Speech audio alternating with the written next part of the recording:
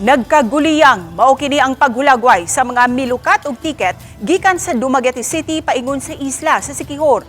Ang kagubot mitumaw tungod matud pa walay sistema sa paglukat og tiket sa barko ingon man sa Fastcraft. Sa video nga nakuha ni Balitang Bisda contributor Renan Ansing, nakuhaan nga nagsinagitay og nangisog ang mga pasahero nga mopaingon sa Siquijor. Wala nay linya kay nag-iyahay na sa pagkuha og tiket ang mga pasahero. Wala na masunod ang priority lane alang sa mga buntis ug senior citizen. Tungod sa dasok ug kahuot, adunay pipila ka mga pasahero nga nakuyapan. Gawa sa tourist destination sa probinsya, ubay-ubay ang mibisita sa Siquijor tungod sa nagkadiiyang activities. Sama na lang sa kalayo, usa ka live performance gikan sa nagkadiiyang local ug international artists.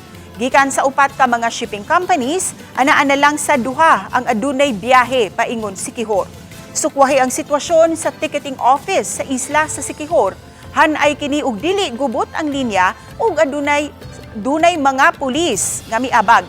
Samtang wala pay giluwatan nga pamahayag ang management sa mga shipping lines sa nahitabong kagubot.